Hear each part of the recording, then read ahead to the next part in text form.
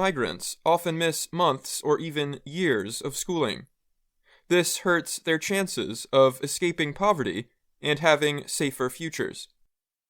Ciudad Juarez is a large city in Mexico along the country's border with the United States. For thousands of migrants and their children, it is the last stop before they enter the U.S. In Juarez, they wait for that chance to cross the border. U.S. policies make some people wait in Mexico for their court hearings to seek asylum. A number of Christian-based shelters in Juarez work to serve the urgent needs of this population, including education of school-aged children. The shelters have partnered with local schools in the effort. The curriculum is not religious, but a strong belief in the good of education drives the programs. Teachers believe education will help the children socialize and find jobs wherever they find a permanent home. Teresa Almada runs Casa Kolping through an organization supported by the Catholic Church. She said the migrant students get included in the educational system so they can keep gaining confidence. She added, it's also important that the families feel they're not in hostile territory. Victor Rodas is a 12-year-old student. His 22-year-old sister and guardian, Catherine, led him and two other siblings out of Honduras. The family fled after receiving death threats from organized crime groups. In Juarez, Catherine and her husband will not leave the safety of the shelter. But she praised its educational program, which provides bus transportation so her siblings can attend Casa Kolping. They say the teacher always takes good care of them, plays with them, Rodas said. They feel safe there. Many housed in their shelter fled from Central America. Growing numbers of Mexican families fleeing illegal drug trafficking groups are arriving too. For a while after the school program started in October, teachers asked parents to join their children in their classrooms to build trust. Among them was Lucia, a single mother of 3 children. She fled the Mexican state of Michoacán after drug traffickers took over the harvest and everything in their home. She asked to be identified by just her first name for safety.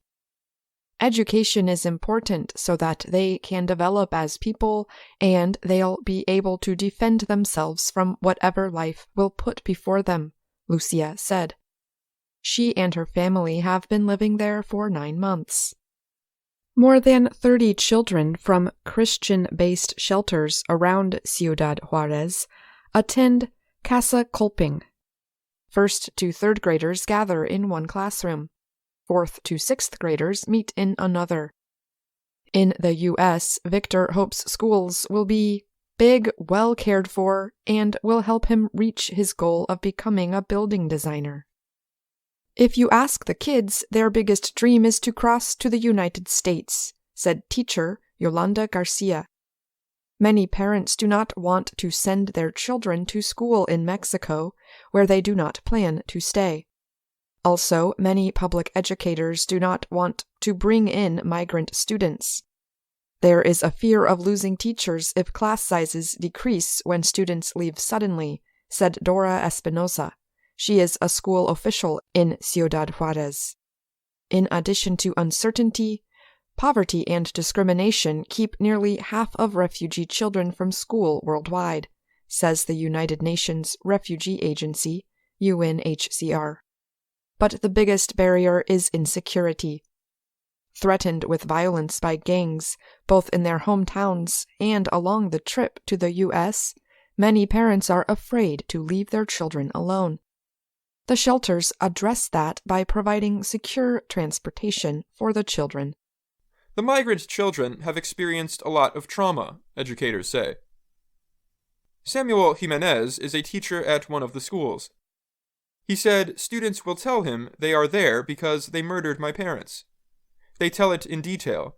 Children don't cover anything up. But, Jimenez said, the moment they're here, we can take them out of that reality. They forget it. Other students arrive unable to read or write. We are faced with all kinds of falling behind, said Garcia at Casa Kolping. But most of all, with a lot of desire to learn. They missed school. When you give them their notebooks, the emotion on their face, some even tell you how lovely it feels to learn.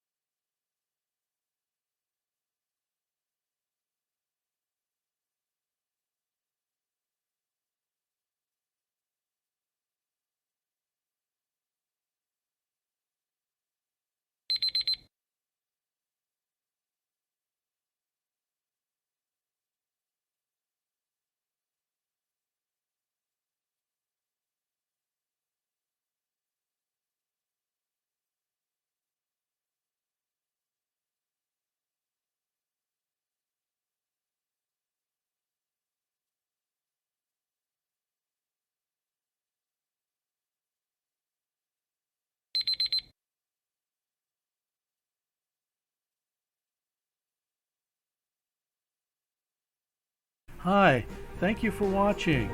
I hope the videos are useful for you. Please subscribe to my channel using the button below.